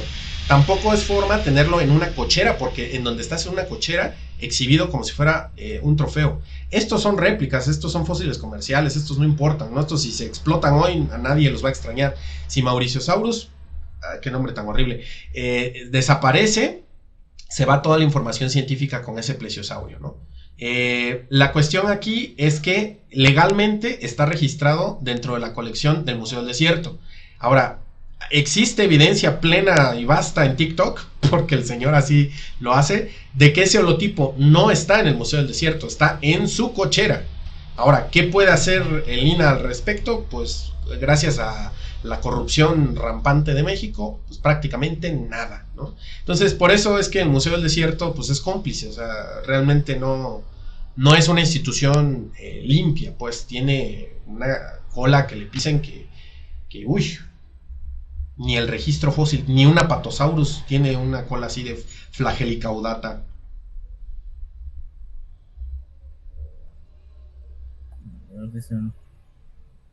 SZ Rafael dice la reconstrucción que tiene un Apatosaurus, así es la persona que tiene Apatosaurus, está justamente en el área de recreo del Museo del Papelote de Nuevo León. Dicha reconstrucción está siendo usada como área de juegos al alcance de los niños. Pues sí, digo, al final del día pues no es un fósil, ¿no? Y si se daña y se rompe, pues no importa tanto en el aspecto científico, pero en el aspecto educativo y didáctico, pues sí, ¿no? Porque pues es una pieza que tú puedes utilizar para crear conciencia, llamar la atención, atraer turismo, etcétera, etcétera, y pues que la destruyas por incompetencia en el manejo de la misma, pues ya es triste, ¿no? Pato, otra vez. Perdón por haber preguntado, maestro, pero... No. Bueno, es que tengo entendido que, por ejemplo, en México hasta ahora no... Sé que usted se especializa un poco más en mamíferos, pero en México todavía no tenemos, por así decirlo, nuestro gran terópodo. Y tengo entendido que solo se mantiene el nombre de la Bocania por tradición, por así decirlo. Entonces, ¿no hay alguna...? No, se mantiene porque es válido. Bueno, los caracteres diagnósticos con los cuales fue erigido el nombre son válidos, o sea, no hay otro terópodo que los tenga. Sí, no es tradición, los fósiles existen, están en el Museo del Condado de Los Ángeles. No fue ilegal su extracción, eso es algo importante porque por ahí escuché colegas decir, es que fue ilegal. No fue ilegal, porque fue en la década de los 70. Fue antes de que se promulgara la ley de protección de los fósiles y las leyes no son retroactivas, al menos que yo sepa en ninguna parte del mundo, pero aquí en México no. Entonces, como esos, lo excavaron de la Bocana Roja en Baja California en 1970-74, se los pudieron llevar a Estados Unidos de forma totalmente legal. Entonces, la Bocania anómala está allá en Estados Unidos. Ya lo han revisado, sobre todo este paleontólogo que tiene apellidos latinos, que siempre se me olvida su nombre, que estudió a Magna Paulia, estudió a Belafrons y ha estudiado mucho. Ay, se me olvida. Por ahí lo encontrarán seguro entre los nombres más involucrados. Revisó los caracteres de la Bocania para ver si lo podía sinonimizar con Albertosaurus, con Gorgosaurus, pero no, es diferente de Albertosaurus y Gorgosaurus y por eso es válido. No por tradición, es porque sí es válido totalmente, pero el problema es que no hay más restos. El otro problema es que la Bocana Roja no está siendo estudiada por nadie. Entonces, ¿cuándo se va a descubrir otro terópodo en la Bocana Roja? Pues cuando haya dinero. Entonces, siempre volvemos a lo mismo. Falta de recursos, ¿no? Adelante. ¿Por qué Estados Unidos puede llevarse los fósiles o con quién llega a ese acuerdo para poder llevarlos a su país y estudiarlos allá? Porque era legal. Ahorita ya no. Entonces, ahorita, por ejemplo, hay estadounidenses involucrados con mexicanos en investigación, pero no se llevan nada, porque ya hay, digamos, legislación que lo impide. En 1970 no había legislación que se los impidiera y parte de su estructura científica era el colonialismo. Si ustedes recuerdan las expediciones de Roy Chapman Andrews en 1920 a la década del 30 a Mongolia, no, pues fueron y se llevaron Protoceratops y Velociraptor y huevos y Sitipatis y no sé qué, y todo está en el Museo Americano de Historia Natural. ¿Por qué? Porque su misión era recolectar lo que hubiera en el mundo, esa era la visión que tenían, y como el mundo era su patio de juegos, pues podían salir y demás. Uno de los pretextos que se usaban en su momento, que ahorita ya no se pueden usar, es que no hay expertos, no hay científicos en eso. Entonces, ¿de qué te sirve que te lo quedes en tu país? Ahorita ya no pueden usar ese pretexto. Hay expertos en los países tradicionalmente considerados como colonizados, ¿no? Entonces, aquí en México ya no se puede hacer eso por legislación y porque sí hay científicos preparados. ¿Sigue ocurriendo? Sí, sigue ocurriendo. El Museo del Desierto es el principal promotor de que siga ocurriendo, justamente con Wolfgang Stinesbeck, Sarah Stinesbeck, Eberhard Frey, que hasta lo tuvieron que jubilar por el escándalo del Ubirajara, y el personal del Museo del Desierto, incluyendo su mismo director, ¿no? Arturo González, Héctor Rivera Silva, participan plena, activa y conscientemente en el saqueo de fósiles y su exportación ilegal fuera del país. Obviamente esos no van a salir a la luz pronto porque pues después de los escándalos recientes pues probablemente acaben hasta la venta en un mercado negro, porque a eso se dedican, ¿no? Se llevaron montones y montones y montones de cajas de la formación Crato de Brasil y tenían tantos pececitos que los consideraron irrelevantes y los tenían a la venta en su tienda de regalos del museo. El museo vendiendo fósiles ilegales. Es como si el Museo Americano de Historia Natural vendiera cráneos de Smilodon de México, ¿no? Escándalo, pero como era Brasil, a nadie le importó. Pasa similar aquí en Honduras, porque muchos de los fósiles están en museos, no todos, pero sí hay varios en museos norteamericanos, digamos, en el Museo de Historia Natural de Nuevo México, creo que también en el del dinosaurio, del único dinosaurio ¿verdad? de los Minitiscos, ¿verdad? Acá en Honduras creo que está en el Museo Smithsoniano en Washington, pero sí, eso fue antes de que hubiera legislación, igual, por eso en aquel tiempo se llevaron los fósiles, ¿verdad? Sí. Por la misma razón, porque no existía la legislación, ahora sí ya existe una que protege, ¿verdad? El patrimonio arqueológico. Entonces creo que son similares los casos, ¿verdad? Creo que tiene que ser paleontológico. Ese también es importante, porque no es necesaria o no es relevante la protección arqueológica, es la paleontológica, porque por ahí se les puede dar salida rápida, ¿no? Es que los restos arqueológicos están protegidos, sí, pero esto no es arqueológico, y ya. Sí, perdiste todo el caso. La otra es que los gobiernos, aparte de promulgar leyes, deben de favorecer la investigación, la formación de personal y su inserción en el medio académico. No se vale estar generando profesionistas y no dar espacios para que se desarrollen esos profesionistas, si no, no tiene ningún caso. Sí, no tiene sentido, o sea. A ver, dije. No, ¿de qué? Un placer, Luis Fernando. Muchas gracias por haber estado acá. Rafael dice: ¿existe algún estudio paleoclimático de la formación donde fue encontrado la Ocania anómala? No tengo conocimiento de alguno, no. Puede que sí, puede que no, pero que yo sepa, no.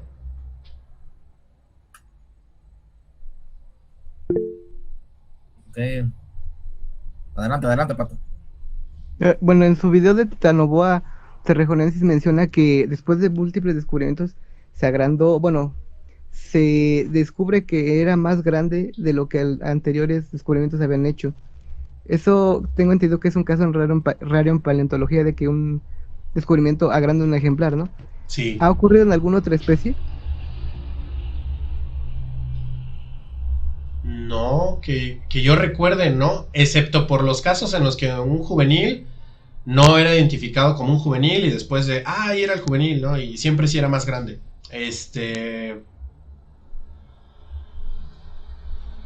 Pero que yo tenga así como idea certera de eso, no. No, casi siempre usamos a Titanoboa de ejemplo.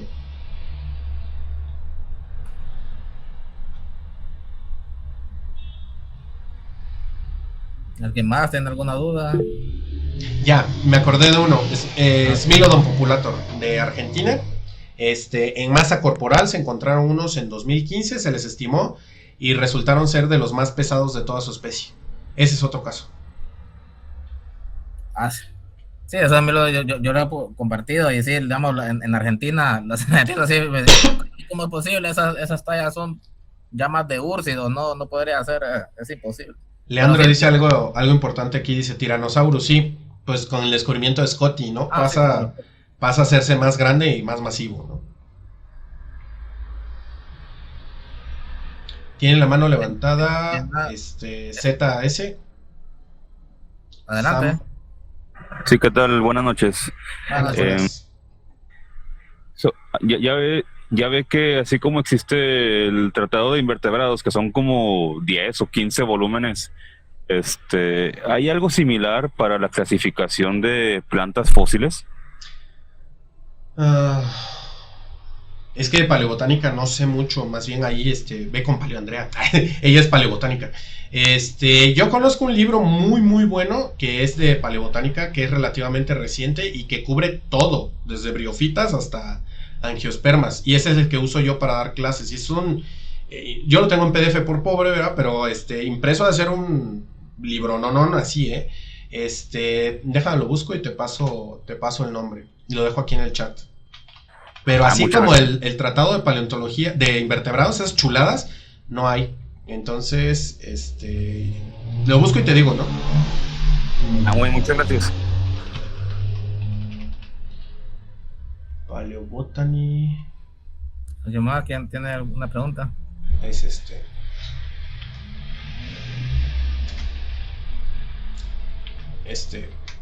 se llama Paleobotánica, la biología y la evolución de las plantas fósiles. En inglés. Es un libro estrictamente académico. Nada de divulgancia ahí. Daniel González Arroyo. Ahorita que mencionaba a Smilodon populator y Argentina, estaba yo ahora sí acordándome de Prehistoric Planet y de Prehistoric Park, perdón. Ajá. Y me viene a la mente lo mismo, otra pregunta. Con el intercambio biótico americano, que los Smilodones bajan y, digamos, bueno, al menos así me acuerdo, hacen la competencia al gran grupo de aves del terror en Sudamérica, ¿realmente fue la competencia entre estos dos grupos lo que causó su extinción o qué generó el declive de las aves del terror? Porque pues dominaron Sudamérica por 30 millones de años, ¿no? No se sabe porque las aves del terror se murieron mucho antes de que llegara la megafauna como Smilodon a Sudamérica. Entonces los documentales tendían mucho a cometer ese error de mezclarlos, como que entraron unos y le tiraron a los otros, pero no. Las aves del terror ya estaban extintas, salvo por el género Silopterus, pero eran del tamaño de seriemas, o sea, ya básicamente una seriema un poquito más grande. Entonces, no se sabe exactamente cuáles son las causas del declive de las aves del terror, pero parece que está relacionado con el declive de los notongulados, que justamente también ven una reducción hacia el Plioceno. Pero desaparecen antes. Okay. Uh-huh. Igual igual que los esperazodontos, ¿no? También que no llegaron a competir, pero era con los carnívoros. No, ya estaban extintos para ese tiempo. Sí. Eso sí, no tenían ni un grupo vestigial, nada. Los esperazodontos sí ya la habían palmado del todo. Ok, porque sí, es una representación común en la paleomedia, sí. La competencia entre mamíferos depredadores y las aves del terror. También eso tiene mucha carga antropocéntrica, porque nosotros placentarios ser mejores, pero se les olvida mencionar que, por ejemplo, Australia no tenía marsupiales nativos. Los marsupiales australianos son invasores. Llegaron vía Sudamérica. Los marsupiales son norteamericanos y sudamericanos. Se especían en Sudamérica, se originan en Norteamérica, cruzan a Sudamérica. En Sudamérica hacen boom de radiación, cruzan a la Antártida y así es como llegan a Australia, desplazando y extinguiendo a todo otro mamífero ahí, y se quedaron en Australia como la forma dominante. Pero no son australianos. Adelante, Pato. Bueno, respecto a las aves del terror, tengo entendido que antes en la palomedia como que ponían en las alas unas pequeñas garras. ¿Eso a qué se debe? ¿Hay algún rasgo en el particular que dijeron, pues esto parece... Fue por Titanis. Esto parece indicar que tuvieron una garra o nada más porque se les ocurrió. Hay un artículo donde según de los primeros hallazgos encontraron un hueso del brazo que sugería, del carpometacarpo, que sugería una gran rotación y no sé qué, y como que ahí como que planteaban las semillas de lo que se convertiría en la hipótesis de las garritas, ¿no? Eso ya los paleartistas luego se la volaron con hasta 2 deditos completos, ¿no? Pero cuando ya revisas el carpometacarpo de Titanis y lo comparas contra los carpometacarpos de otras aves del terror, no es diferente, es exactamente igual, y con eso sabemos que tenía alas y no garras, ¿no? Entonces, esa idea viene de una mala interpretación que viene de una hipótesis planteada como muy a la ligera y después propagada vía paleoarte.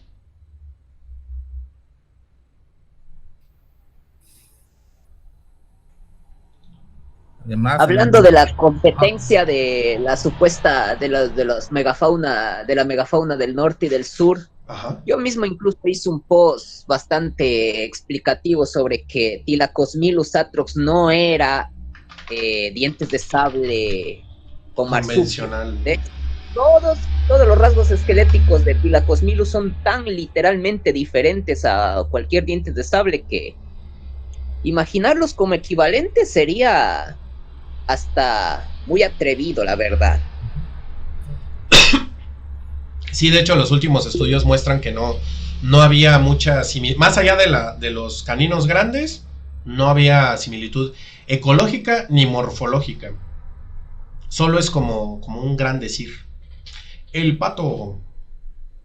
Bueno, disculpe mi ignorancia, pero ¿hay alguna diferencia de huesos que determine que, por ejemplo, un ejemplar era mamífero placentario? ¿Cuál es la diferencia entre mamífero placentario y un marsupial dentro del registro fósil? Dientes.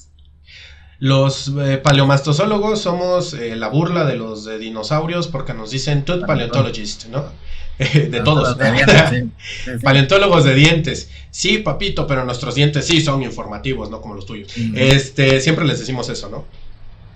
Los dientes de los reptiles sensulato, o sea, saurópsidos y sus carnales, tienen estas morfologías homodontas o difidontas o ligeramente heterodontas, pero no tienen gran variación dental, por más que le rasquen y le rebusquen. Los mamíferos en una sola pieza dental te cuentan toda su historia ecológica, evolutiva, ontogenética. Los dientes de los mamíferos son una chulada, entonces con los dientes es con los que te das cuenta que si es un marsupial, si es un esparazodonto, si es un... Hola. Los míos ya están en coma, ¿no? en otro lugar. Es con los dientes. Y en el caso de los marsupiales versus placentarios, la diferencia es muy simple. Los placentarios tenemos como máximo 3 molares y los marsupiales tienen 4 molares. Este es falso, este es un premolar molariforme, pero morfológicamente tienen 4 molares como máximo, y esa es una diferencia. Los incisivos es otra. Los placentarios tenemos hasta 3. Nosotros somos del grupo poco agraciado de los Huarcontoglires, que nada más tenemos 2, pero si tú ves a tu perro, a tu gato, tiene 3. Ese es el número máximo de incisivos. Y si tú ves a un marsupial, tienen de 4 a 5 incisivos. De lado, o sea, pueden tener hasta 10 piezas dentales en el frente, sobre todo los primitivos, 8, que sería como lo normal en un tlacuache, en los incisivos. O sea, tienen el doble de dientes incisivos que nosotros. Esa es una diferencia. Y luego ya después están las finas, que es la morfología dental, ¿no? Que si es tribosfénico, que si es, por ejemplo, si es bunodonto, casi que es un placentario, porque los otros, los metaterios no desarrollaron casi ningún linaje de dientes bunodontos, ¿no? Entonces así es como se va a diferenciar. No puedes ver si paría crías vivas o no. No se ve eso en el registro fósil. ¿Alguien más tiene una duda? Pato, adelante.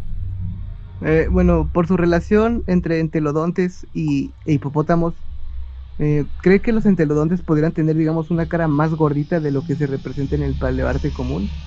Sí, pero no tanto, porque la reconstrucción de los músculos macetero y cigomático, que son justo los que anclan en esta parte de aquí por abajo y por arriba, muestran que de todas maneras, aún poniéndole la cantidad de cachete máxima, o sea, que les pusieras unos músculos exageradamente inflados, sigue sobrando alita cigomática. Entonces, otra opción es recurrir a los facóqueros. Los facóqueros tienen las alitas cigomáticas bien salidas y no tienen ningún problema con combinar las dos, ¿no? La parte cachetona, que es la parte del cigomático y el macetero, y la parte sociosexual, que son las alas del cigomático. Entonces, es probable que los entelodontes hayan estado cachetones, pero también se les asomara un poquito de cigomático. No como los paleartes viejos que los muestran que casi van a volar con los cigomáticos, ¿no? Tampoco. Aquí voy a aclarar algo. Miren, primero, sobre los hipopótamos. Los hipopótamos tienen una piel increíblemente gruesa. Para que se den una idea, 1 centímetro en las partes más delgadas, que serían en la zona del abdomen, de la panza. Mientras que en zonas del lomo es de hasta 5 centímetros. Mucho de lo que se ven los hipopótamos así como gordos o con muchas pliegues es más por una piel muy gruesa. Lo dije, 1 centímetro en las zonas más delgadas. Para que se den una idea, el tejón melero, que es alabado por su piel gruesa e indestructible, en sus partes más gruesas de su piel apenas llega a los 6 milímetros de grosor de la piel. Los hipopótamos creo que tengo entendido que son puro músculo, ¿no? Casi puro músculo. Y en las zonas más gruesas, 5 centímetros. ¿Cómo sabemos que los entelodontes tenían una piel así de gruesa? No hay forma. A menos que tengas uno preservado con tejidos blandos, no hay forma. Se muteó, Doc. Se muteó. Perdón. No hay forma. A menos que tengas, o sea, la pregunta de Leo, que cómo podemos saber si los entelodontes tenían piel gruesa.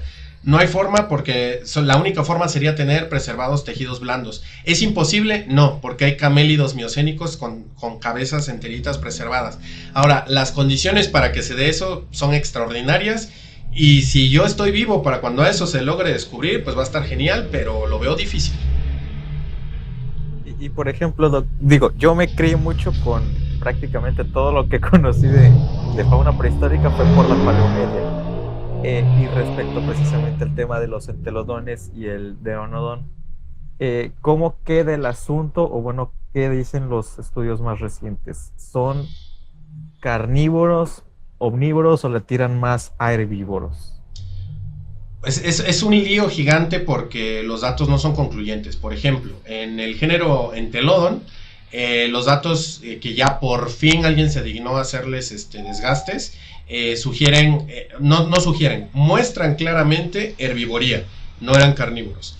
Tienen una morfología similar a Archaeotherium, que es otro género diferente.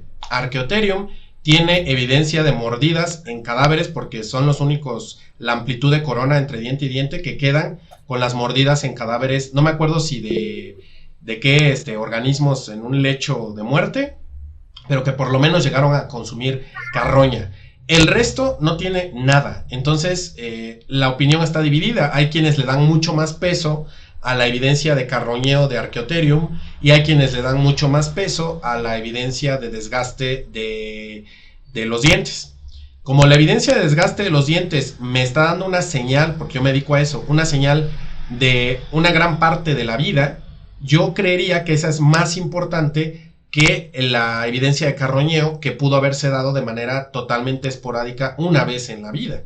Entonces, ¿qué lo va a resolver del todo? Análisis isotópicos. ¿Por qué no se han hecho? No tengo idea, pero quiero ahorcar a quienes no lo han hecho, porque los gringos tienen dinero y tienen los ejemplares, están en sus tierras y tienen la lana y los laboratorios. Entonces, ¿por qué carajo no lo han hecho? Si es relativamente sencillo. A lo mejor por perpetuar el mito del entelodonte cazador y eso, pero pues en realidad con eso se resolvería por fin y se le pondría un punto y aparte a la discusión si eso no es. Para mí, por ejemplo, pesa más la evidencia del desgaste a lo largo de la vida que una evidencia que me está dando un snapshot de un momento particular de la vida de un animal. El pato. Sí. A ver, no, sí, Daniel. Los dientes grandes de Entelodón pudieron haber sido utilizados para competencia interespecífica como los hipopótamos, ¿o no hay evidencia de ello? No, de eso sí hay evidencia, tienen marcas de mordidas en la cara. No, yo hablaba de marcas de mordida en otras cosas. No, entre ellos sí se mordían la jeta, ¿no? Y eso demuestra también que sus caras eran un atractivo sociosexual muy importante. Y por eso los cigomáticos largos, ¿no? Sí, es lo que le iba a comentar. Es lo que de una vez le comentaba yo, de hecho, en un post. No sé exactamente la especie, pero en donde se encontraron las marcas fue en un tipo de rinoceronte primitivo. Teleoceras, sí. creo. Ah, exactamente. Entonces, podríamos estar ante un caso como los hipopótamos, que son en su mayoría herbívoros, pero que, dadas las condiciones, llegan a consumir carne ocasionalmente. Es que esa es la bronca de la interpretación del registro fósil. Tú lo que tienes es un snapshot, una fotografía instantánea de un momento fugaz en la historia de vida de estos animales. Con ese momento fugaz, no puedes juzgar el resto de la historia, o no deberías juzgar el resto de la historia, porque puede ser que sí sea un comportamiento muy habitual, o puede ser que no lo sea, y no hay forma de distinguirlo, excepto si tienes ese mismo snapshot varias veces en varios lugares. Entonces ahí sí ya puedes decir, este es un comportamiento habitual de la especie. El problema es que creo que esto nada más sucedió en una sola cama, en un solo estrato, en un solo lecho chiquito de las Ashfall Beds de Nebraska, si no mal recuerdo, y si estoy mal por ahí alguien que me corrija, pero solamente es un solo nivel estratigráfico en un lugar específico donde ocurrió. No tenemos forma de saberlo, por eso les digo, los isótopos son la clave. Con esos vas a saber qué comían y hasta qué cazaban, si tienes la ecología trófica de todo. Si es que dan cazador, te pueden dar la ecología trófica de todo. ¿Por qué no se hace? No sé, no entiendo. Les faltan mamiferólogos, les interesan más los dinosaurios, quién sabe. Todo el mundo está con los dinosaurios allá en Estados Unidos. Pato, adelante. Creo que tenía. Bueno, si la mordieran el rinoceronte, podemos descartarla como un signo de depredación. Podría ser también tomada como, digamos, como referente de que hoy en día los hipopótamos son muy agresivos, entonces pudieron haber tenido semejanza en el comportamiento de que no quisiera, que son, por así decirlo, son algo agresivos frente a otras especies también. Ese es el problema, otra vez, volvemos a lo mismo, es solamente un snapshot de la historia de vida de un animal. Es como si yo hubiera entrado a un bar, a una cantina a orinar, porque ya me estaba orinando, y me toman una foto justo saliendo de la cantina, entonces me ponen, no, tío Paleos es un alcohólico depravado que visita cantinas, ¿no? Entonces estamos frente a ese caso, ¿no? No sabemos si fue un pequeño momento capturado solamente en ese instante por alguna sequía, o si eran o no eran de ese comportamiento, porque solo tenemos eso. Es lo mismo que pasa con el caso de los combatientes de Protoceratops y Velociraptor. La gente dice, ¿no? Se apresura a decir, es que esto demuestra que Velociraptor cazaba Protoceratops. No, esto demuestra que un Protoceratops y un Velociraptor se agarraron a moquetazos. ¿Por qué? ¿Quién sabe? ¿Era habitual esto? ¿Quién sabe? Entonces te encuentras dos ejemplares de los combatientes y dices, bueno, la probabilidad de que esto se haya dado dos veces, pues es muy rara, ¿no? Ahora, ¿por qué es esa probabilidad?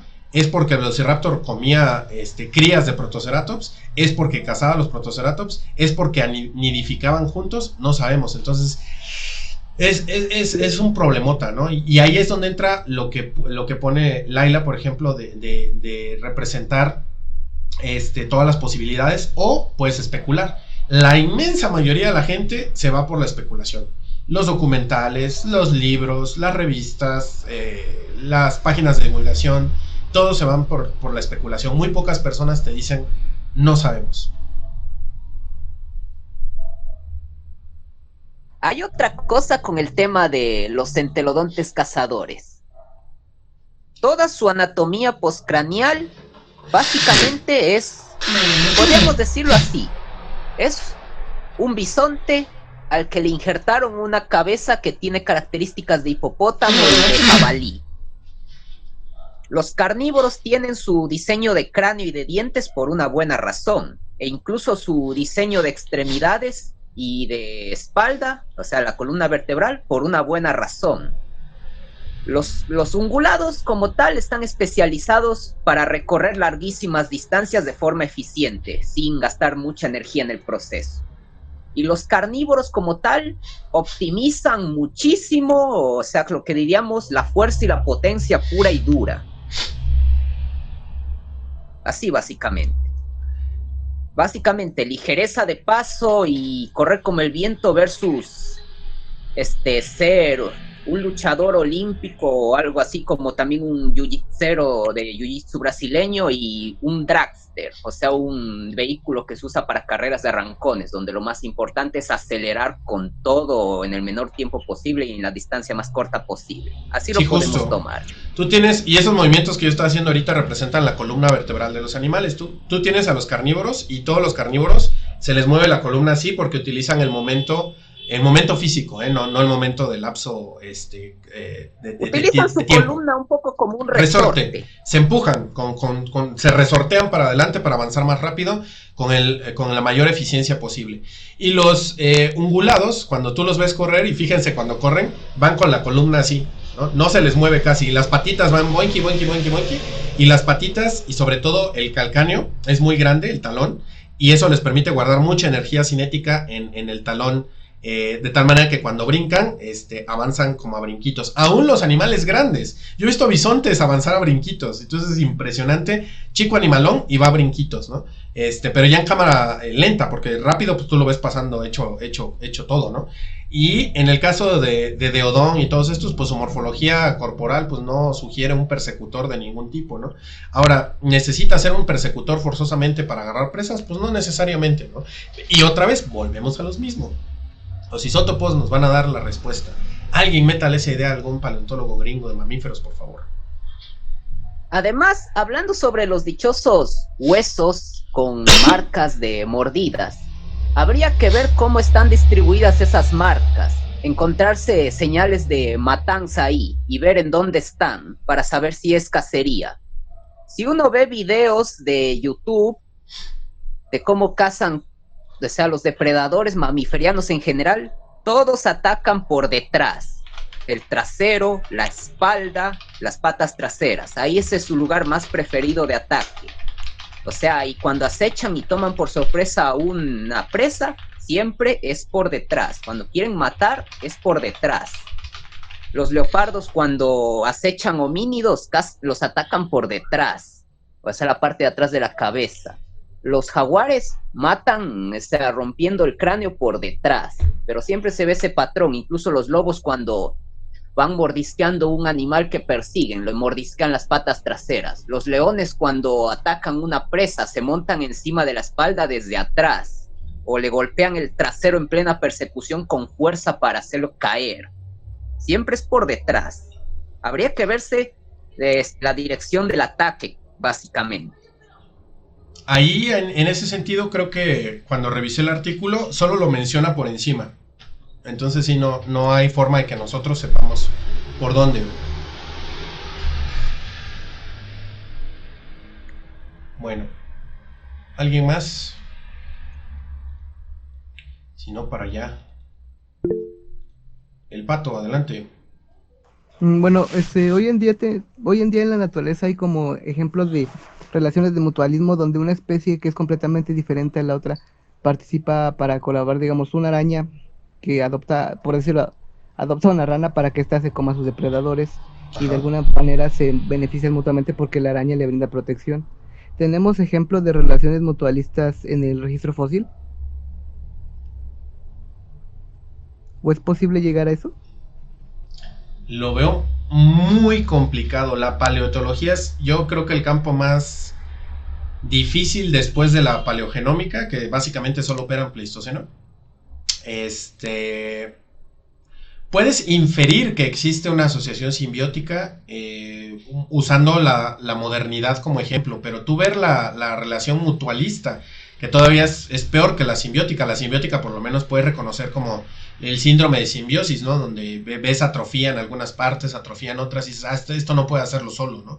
Como el caso de las avispas y los higos, ¿no? Pues el higo es una inflorescencia cerrada, ¿no? ¿Cómo diablo se va a reproducir? Bueno, pues necesita la avispa. Y si yo encuentro un higo fósil y avispas que yo sé que son parasíticas de higos, pues ya puedo yo hacer la asociación, pero yo ver que funciona, pues no. Y eso es en el caso de simbiosis. Y en el caso de mutualismo, está peor la cosa, ¿no? O sea, tú puedes encontrar un lecho jurásico con Allosaurus y Ceratosaurus, y si alguna vez los alosaurios utilizaban a los ceratosaurios para separar X o Y cosa de algún grupo de herbívoros, y esa era una asociación entre ellos, no se sabe y no lo sabremos jamás. Entonces, mucho de lo que hay que entender es que gran parte del comportamiento fósil que se puede deducir es una mínima fracción de lo que en realidad alguna vez fue.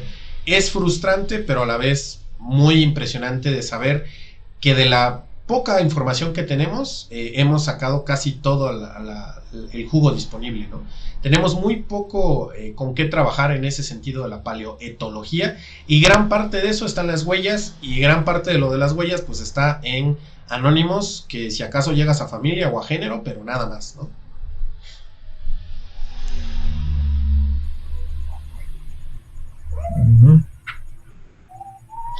A ver, ¿alguien más tiene alguna duda? ¿O algo que agregar? No, dice. Ay, hija. Mío, ¿qué tal? Así, algo más. Iván Andrés Venegas. Adelante. Mi pregunta puede no tener nada que ver con lo que se estuvo hablando recién, pero mi pregunta es la siguiente. ¿Que hay algo de cierto cuando se habla del antropoceno? Que he leído algunas noticias en las que se dice que supuestamente coincide con la revolución industrial, pero me estaba preguntando qué tan cierto sería eso, o si se requeriría de más estudios futuros. Eso. Es un tema grandote, pero en resumen,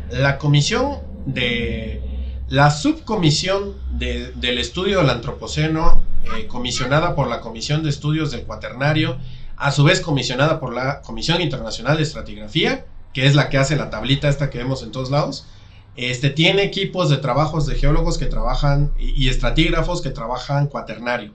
De eso seleccionó un grupo y los designó el grupo especialista de antropoceno para ver si existe, si se puede definir y si es útil. Si existe, sí. Se puede definir, les costó, pero sí. ¿Es útil? No.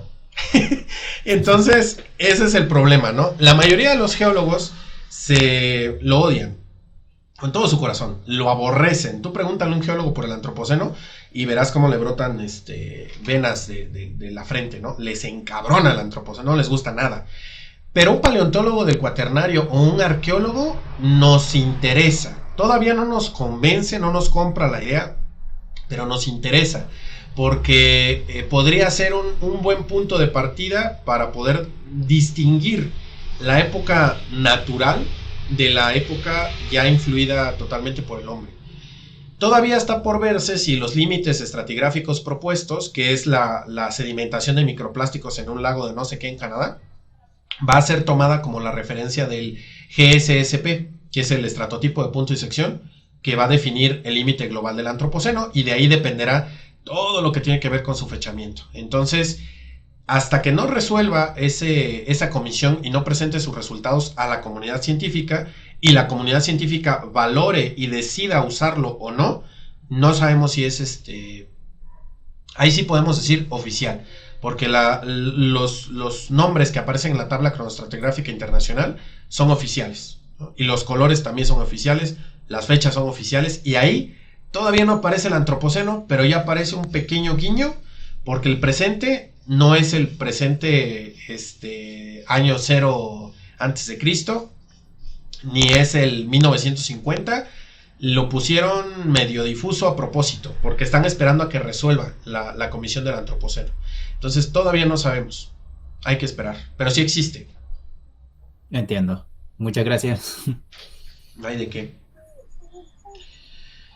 El Pato dice: gracias por responder todas mis preguntas y perdón por ser tan preguntón. No hay por qué. Ninguna pregunta fue con mala intención, ni mucho menos. Entonces se agradece para que fuera más interesante.